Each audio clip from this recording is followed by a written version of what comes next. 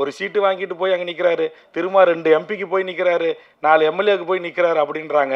இந்த 2 எம்பியும் இந்த ஒத்த எம்எல்ஏவும் 80% மேல் இருக்கிற ஓபிசி மக்களுடைய இடஒதுக்கீட்டுக்காக முதல் குரல் கொடுத்த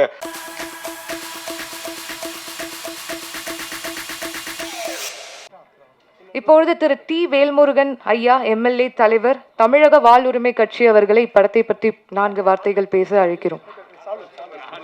சார் 4 வான்கள் என்பது அப்படியே 4000 வார்த்தையா பேசுறீங்க.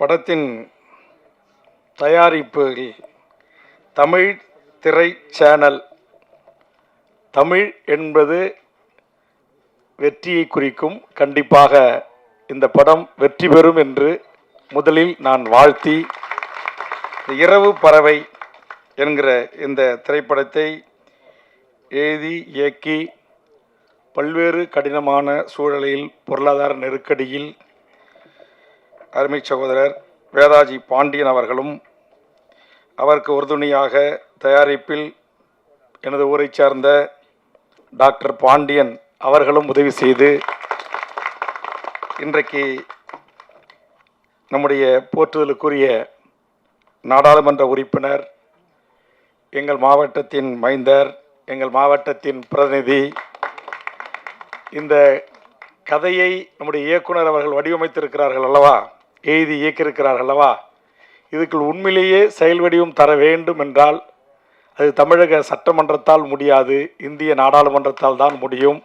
அதை செய்யக்கூடியவராக இருக்கக்கூடிய அண்ணன் விடுதலை சிறுத்தைகளின் தலைவர் என் அன்புக்குரிய அண்ணன் திருமாவளவன் அவர்களையும்,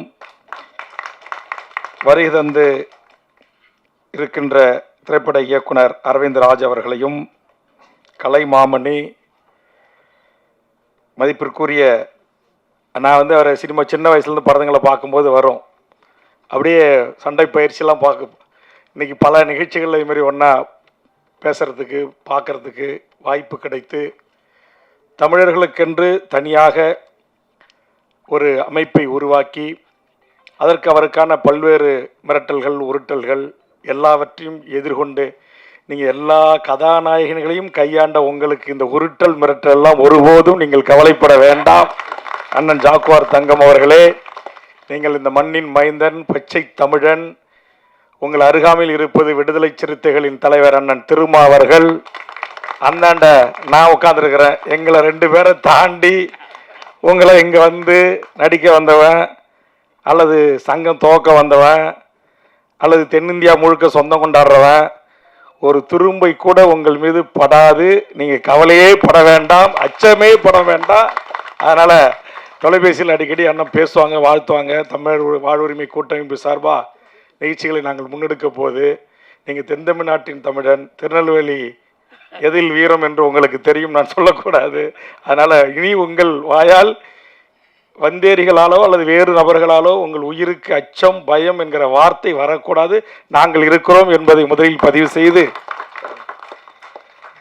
அதுபோன்று இங்கு தமிழ் திரைப்பட சிறு முதலீட்டார் தயாரிப்பாளர் சங்கத்தின் சார்பாக வாழ்த்திய அன்பு செல்வன் அவர்களுக்கும், வருகை தந்திருக்கின்ற எங்கள் அண்ணன் திருமா அவர்களை இயக்கிய இயக்குனர் செல்வகுமரன் அவர்களுக்கும், அன்புதுரை, கமலக்கண்ணன், ரங்கராஜன், பாண்டியன், சங்கர், உமாசங்கர், ராஜா, படத்தில் நடித்திருக்கிற அரசியல்வாதியாக நடித்திருக்கிற நிழல் ரவி, குல் சுரேஷ், அனீஷ் பிரபு, சக்திவேல், மதுரம் அம்மா உள்ளிட்டவர்களுக்கும்,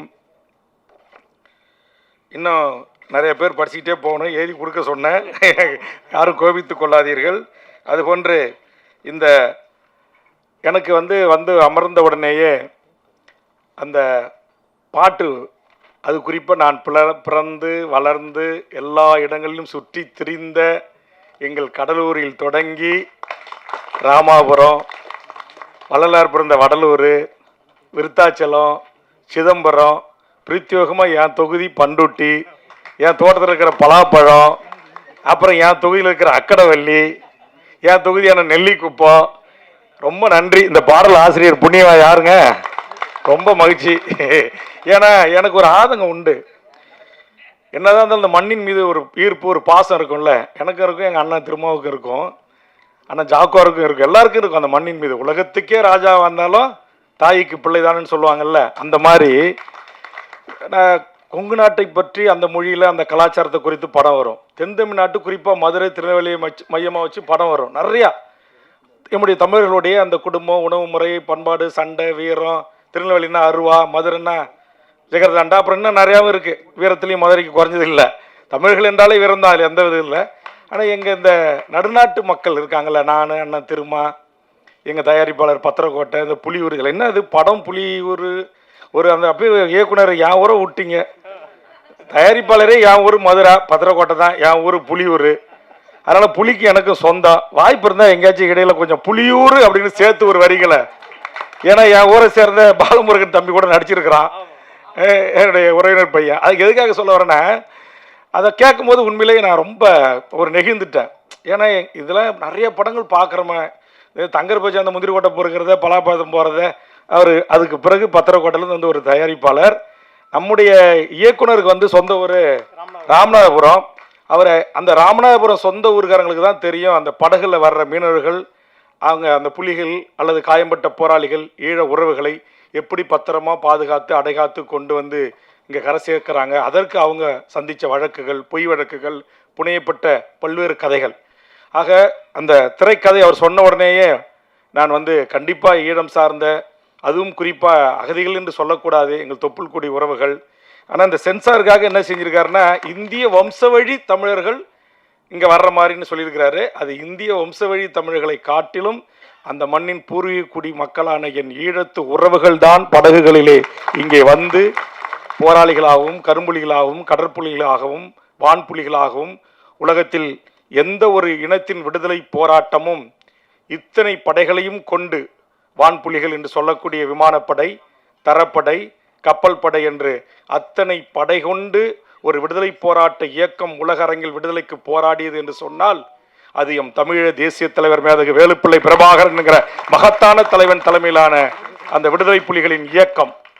ஆக அந்த இயக்கம் அந்த மண்ணில் ஒரு சுதந்திர தமிழ் ஈழத்திற்காக, அந்த தாகத்திற்காக 50,000 போராளிகள் அந்த மண்ணில் விதையாக விழுந்திருக்கிறார்கள். ஒரே நாளில், ஒரே வாரத்தில் 1,76,000க்கும் மேற்பட்ட மக்கள் கொல்லப்பட்டிருக்கிறார்கள். நேற்றைய முன்தினம்தான் இதை குறித்து செஞ்சியிலே பல்லாயிரக்கணக்கான உறவுகளை திரட்டி இதற்கான ஒரு நினைவேந்தலை நான் நடத்திய போது வேதனையின் உச்சமாக சில வார்த்தைகளை நான் அந்த நிகழ்விலே பேசினேன். வந்த உடனே அண்ணன் திருமாவளவோடு அதை குறித்து நான் பகிர்ந்து கொண்டேன். இன்றைய தமிழ்நாடு முதலமைச்சரிடத்தில் 4 ஆண்டு காலம் தொடர்ந்து சட்டமன்றத்தில் வலியுறுத்தி இருக்கிறேன். அப்படிப்பட்ட அந்த கருத்து தான் இங்கே வாழ்கின்ற எமது தொப்புள்குடி உறவுகளான ஈழ உறவுகள் ஒரு 2 சென்ட், 1 சென்ட், 1/4 சென்ட் நிலம் வாங்கி தங்க பேரில் பதிவு செய்ய முடியாது. உழைச்சி ஒரு இருசக்கர வாகனம் வாங்க முடியாது.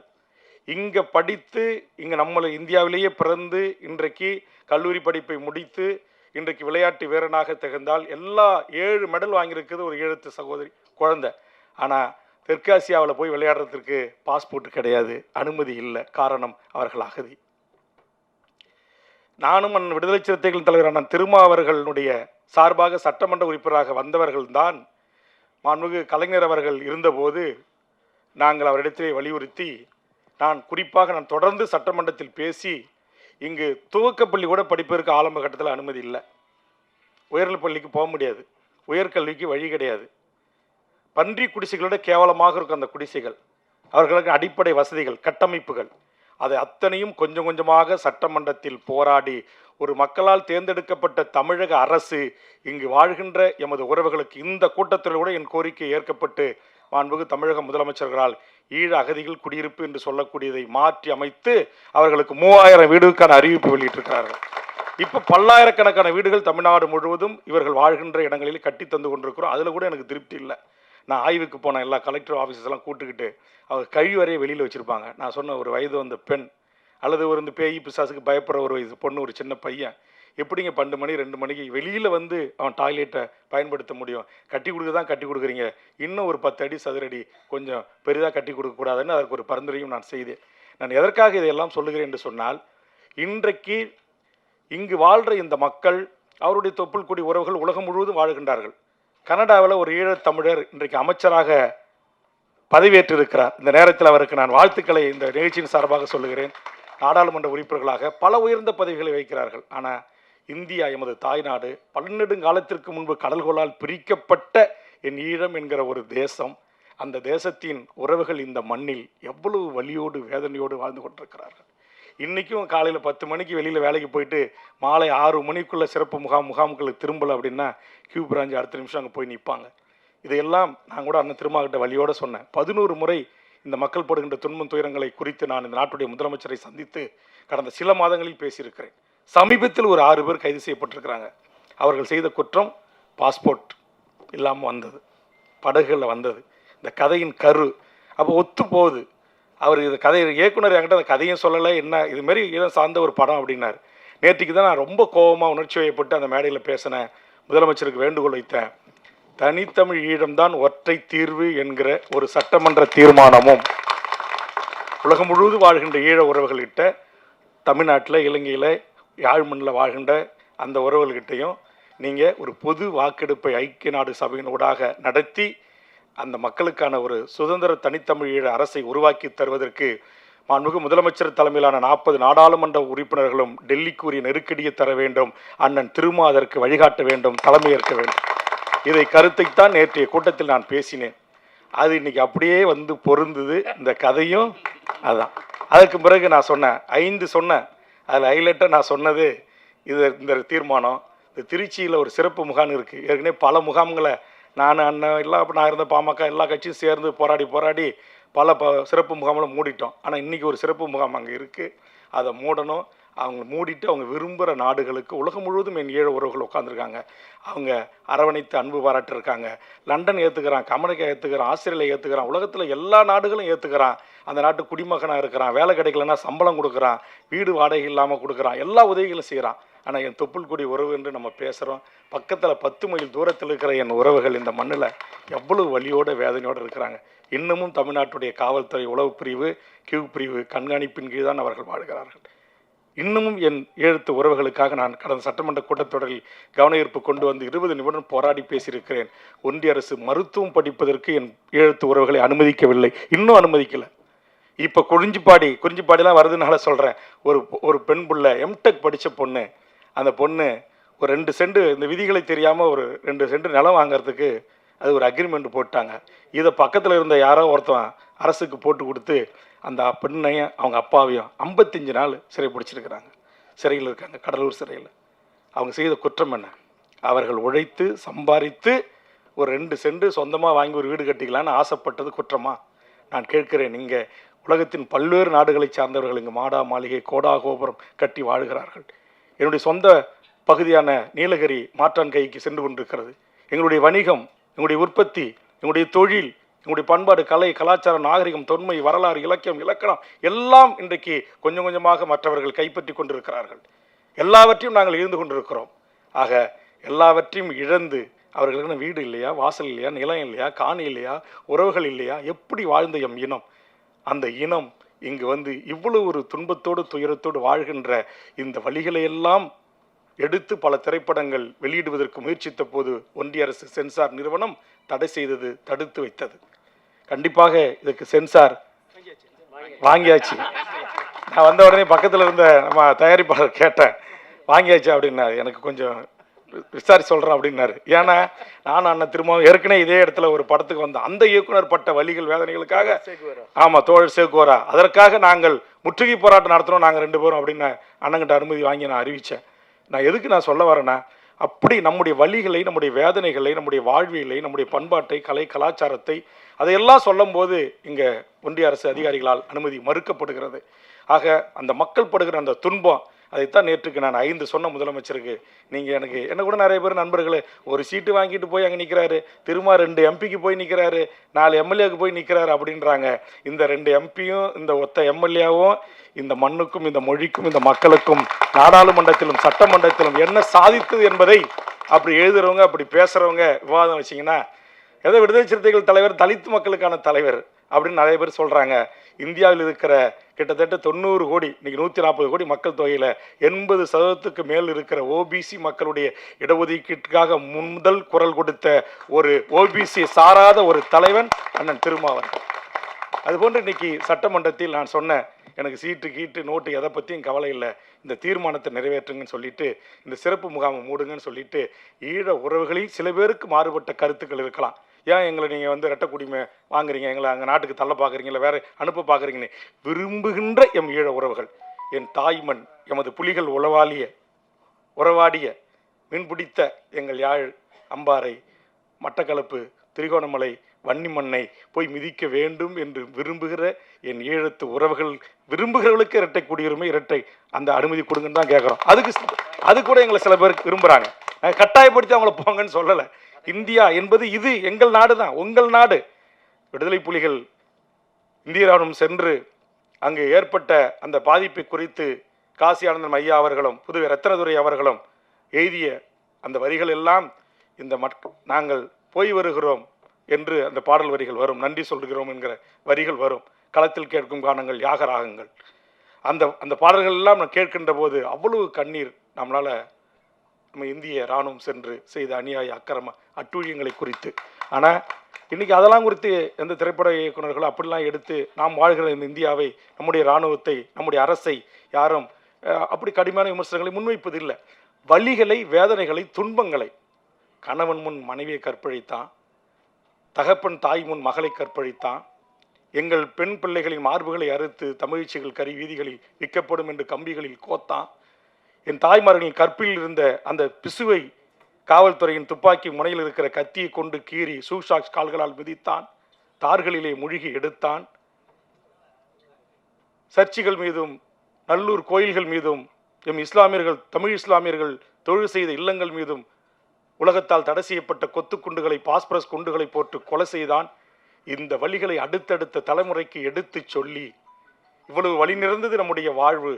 இன்றைய ஒரு நுகர்வு கலாச்சாரத்தில், ஒரு குளோபல் உலகத்தில் நாம் வேறு விதமான பண்பாட்டு கலாச்சார நாகரிகத்தில் உள்ளடங்கி நம்முடைய வேரை நாம் கொஞ்சம் கொஞ்சமாக செல்லரித்து கொண்டிருக்கிறது என்று தமிழ்நாட்டு தமிழர்கள் நாம் பேசி கொண்டிருக்கிறோம்.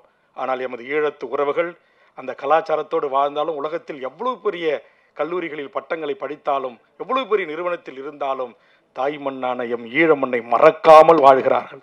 உலகத்தில் வாழ்கின்ற அத்தனை ஈழ உறவுகளும் அகதிகளாக போனாலும் கூட தங்கள் பிள்ளைகளுக்கு தமிழ்நாட்டுடைய பண்பாட்டு விடயங்களை, ஆதி தமிழரின் பறை இசையை தமிழ்நாட்டு தமிழச்சி தங்கைகள் தம்பிகளை விட என் ஈழத்து தம்பிகள் கற்றுக்கொள்ளுகிறான். ஒவ்வொரு வீட்டிலும் பறை இருக்கிறது. தமிழீழ மண்ணில் தமிழீழ தேசிய தலைவனுக்கு கைகளில் எங்கள் கடலூர் மண்ணை சேர்ந்த, கீரனூரை சேர்ந்த என் அண்ணன் திருமாவுக்காக பல பாடல்களை எழுதிய என் அண்ணன் அறிவுமதி அவர்கள் இங்கிருந்து நூற்றுக்கணக்கான பறைகளை அனுப்பி வைத்தார். பறை தமிழர்களின் ஆதி இசை, அதிலிருந்து அல்லது கர்நாடக இசையிலிருந்து பரதநாட்டியம் பரதமுனிவரிடம் கற்றுக்கொண்ட இதிலிருந்து என் தமிழ்ச்சிகள், ஈழத்தமிழ் பிள்ளைகள் இன்றைக்கும் அந்த கலைகளை கையளிக்கிறார்கள். தூய தமிழ்களை, தமிழ் பள்ளிகளை உருவாக்கி கற்றுத்தருகிறார்கள். ஆனால் இந்த மண்ணில் இந்த அகதிகளை தமிழ்நாடு அரசு ஏறெடுத்து பார்க்க வேண்டும். முதலமைச்சர் பார்த்து சில நடவடிக்கைகள் எடுத்துக்கொண்டிருக்கிறார். அப்படிப்பட்ட சூழலில் கடந்த காலத்தில் அம்மையார் ஜெயலலிதா அவர்கள் நிறைவேற்றிய ஈழத்தில் நடந்து இனப்படுகொலை தான் என்றும், அதற்கு ஒற்றை தீர்வு பொது வாக்கெடுப்பினூடாக தமிழீழ அரசை உருவாக்கி தர வேண்டும் என்கிற கோரிக்கையும், அதுபோன்று சிறப்பு முகாம் மூடப்பட வேண்டும். அதன் கூட இந்த இரட்டை குடியுரிமை ஒன்றிய அரசு மோடி எதை ஒரு திட்டம் பேசிட்டு இருக்கிறதா கூட நாங்கள் கேள்விப்பட்டோம். தனி அமைச்சர்கள்லாம் உருவாக்குவோம், நாங்கள் பார்த்துப்போம் அப்படின்லாம் சொன்னாங்க. ஒருவேளை நம்முடைய 2 பாண்டியன், தயாரிப்பாளர் பேரும் பாண்டியன், இயக்குனர் பேரு பாண்டியன், 2 பாண்டிய மன்னர்களுடைய இந்த உருவாக்கத்தில் இருக்கிற இந்த படம் வெளிவந்த பிறகாவது இந்திய நாட்டை ஆடுற அந்த மோடிஜி அவர்களே இந்த இரட்டை குடியுரிமைனாச்சும் கொஞ்சம் கொடுங்க. அமெரிக்கா கொண்டு வந்த தீர்மானத்தை நீர்த்து போக செஞ்சீங்க, அதுக்கெல்லாம் நான் வரல. எனக்கு அந்த ஒரு பாட்டிலேயே இந்த படத்தை பிடித்திருக்கிறது. ஒரு சின்ன மாறுபட்ட கருத்து இருக்கிறது, அதை நான் உங்களிடத்திலே சொல்லுகிறேன். இதுபோன்று வழி சுமந்த கதைகளை குறித்து நாம் எடுக்கின்ற போது அந்த ஒரே ஒரு பாட்டு மட்டும் கொஞ்சம் எனக்கு நெருடலாக இருந்தது. ஏன்னா அந்த மக்கள் படுகின்ற அந்த துன்பம். ஆனால் உங்களுக்கு சினிமா படம் ஓடணும், முதல் போட்டுறீங்க. ஏற்கனவே பாவம் 2-3 படம் எடுத்து இயக்குனர் தயாரிப்பாளர் நட்டத்தை சந்தித்திருக்கேன். நம்ம பேசிட்டு போயிடலாம், அப்படி வைக்காதீங்க இப்படி வைக்காதீங்க, அந்த ஆட்டம் தெரியுது இந்த ஆட்டம் தெரியுது, இது குத்தாட்டம் பாட்டு ரெட்டாசனம் அதெல்லாம் வருதுன்னு. ஆனால் திரை ரீதியாக வணிக ரீதியாக சில தயாரிப்பாளர்கள், பாடலாசிரியர்கள், இயக்குனர்கள் அது தேவை என்கிற அடிப்படையில் நீங்கள் அந்த பாட்டை வைத்திருக்கலாம், அது தவிர்த்திருக்கலாம் என்பது என்னுடைய தனிப்பட்ட கருத்து தான். அதனால் ஏன்னா நீங்கள் எடுக்கிறது ஒரு நம்முடைய தொப்புள் ஒருவருடைய வழிகளை வேதனைகள், அதுவும் அந்த கடல் காட்சி கேமராமேன் உள்ளிட்ட பாடலாசிரியர் உள்ளிட்ட எல்லாரையும் நான் பாராட்டணும். அந்த நடிகை அவங்க வந்து அப்படியே அந்த தங்கை அப்படியே அந்த அப்பாவை நினச்சி பாடின உண்மையிலே எனக்கு வந்து கண்ணீர் வந்துச்சு. அப்படியே அது முழுசாக படம் பார்த்தா உண்மையிலேயே சிறப்பாக இருக்கும், சிறப்பாக இருக்கணும். ஆனால் என்ன ஒன்று, சிறப்பானது தமிழர்கள் கொண்டாடுவதில்லை. இந்த படத்தை நாம் கொண்டாடுவோம். இது போன்று ஈழம் சார்ந்து தமிழர்கள் சார்ந்து அவர்கள் துன்பங்கள் குறித்து எனக்கு வந்து ஈழம் இதெல்லாம் குறித்து பேசினா குறைஞ்சது ஒரு 5 மணி நேரம் பேசி விட்டிங்கன்னா பேசிகிட்டே இருப்பேன். ஆனால் இப்போ எனக்கு கலெக்டர், எஸ்பி, உயர் அதிகாரி, கமிஷனர்ஸ்லாம் அங்கே வெயிட் பண்ணிட்டு இருக்காங்க. 4 மணிக்கு நான் நாளைக்கு அஷூரன்ஸ் கமிட்டி சேர்மனாக இருக்கிறாங்க, போய் ஆய்வு உட்படுத்தணும். அதுக்கான ஒரு கூட்டம், அசம்பிளி செக்ரட்டரிஸ் எல்லாரும் ஃபோன் அடிச்சுட்டே இருக்கிறாங்க. இதுக்காக நான் பிரத்யேகமாக கிளம்பி வந்தேன். இப்போ இரவோட ஓடணும். கூட்டத்தை நாளைக்கு காலைல மாற்றி வச்சுட்டு போகலான்னு தான் இப்போ கொஞ்சம் நேரம் பேசிகிட்டு இருக்கேன். அந்த அளவுக்கு இப்படி நானே ஒரு உணர்ச்சி வயப்பட்டோம். அண்ணன் திரும்ப சொல்லுவார், நீங்கள் கொஞ்சம் உணர்ச்சி வயப்படக்கூடாது, கொஞ்சம் கோவப்படக்கூடாது, கொஞ்சம் நிதானமாக இருந்தீங்கன்னா நல்லது அப்படிம்பார். ஏன்னா எனக்கு இந்த பொய் பேசுறது, விட்டு கட்டி பேசுறது, அப்படி இப்படி வசந்தம் ஏற்றி இறக்கி பேசுறது, பாட்டு பாடுறதெல்லாம் ஒன்றுமே தெரியாது. என் உள்ளத்திலிருந்து வரும் வார்த்தைகள் அது பல பேரை காயப்படுத்தலாம், அதை பற்றி எனக்கு கவலை இல்லை. ஆனால் அது உண்மை என்று எனக்கு தெரிந்தால் நான் ஓங்கி உரத்த பேசுவேன். அப்படிதான் பேசியிருக்கிறேன். அப்படியேப்பட்ட என்ன எதுக்கு கூப்பிட்டுருக்காங்க அப்படின்னா, வந்த பிறகு தான் தெரியுது பட தயாரிப்பாளர் என் ஊருக்காரரு, படித்தவன் நடித்தவன் பூரா என் சித்தம்மாவன் பெரியம்மாவனாக இருக்கிறான், பாட்டு பூரா வருது, பாடல் பூரா வருது, பாடலீஸ்வரர் கோயிலை பற்றி வருது, எல்லாத்தையும் வருது. தங்கர் பச்சானுக்கு அடுத்தது ராமநாதபுரம் சீமையில் பிறந்த நம்முடைய இயக்குனர் அவர்கள் என் மண்ணின் வாசனைகளை, என் மாவட்டத்தின் ஊர்கள் பெயர்களை எல்லாம் பாடல்கள் ஆக்கி பார்க்கும்போதே கேட்கும்போதே எங்களுக்கு மகிழ்ச்சியாக இருக்குது. அதனால் இந்த நிகழ்ச்சிக்கு என்னோடு வருகிற அந்த நம்முடைய விடுதலை படத்தினுடைய அசோசியேட் டைரக்டர் நம்முடைய ஜெகதீஷ் பாண்டியன், நம்முடைய வேணுகோபால், புகழேந்தி மாறன், எங்கள் தலித் சக்திவேல் உங்கள் ஊர்லேருந்து வந்திருக்காரு அவர்லாம். அதனால் கடலூரில் நிறைய முகங்கள் இருக்குது.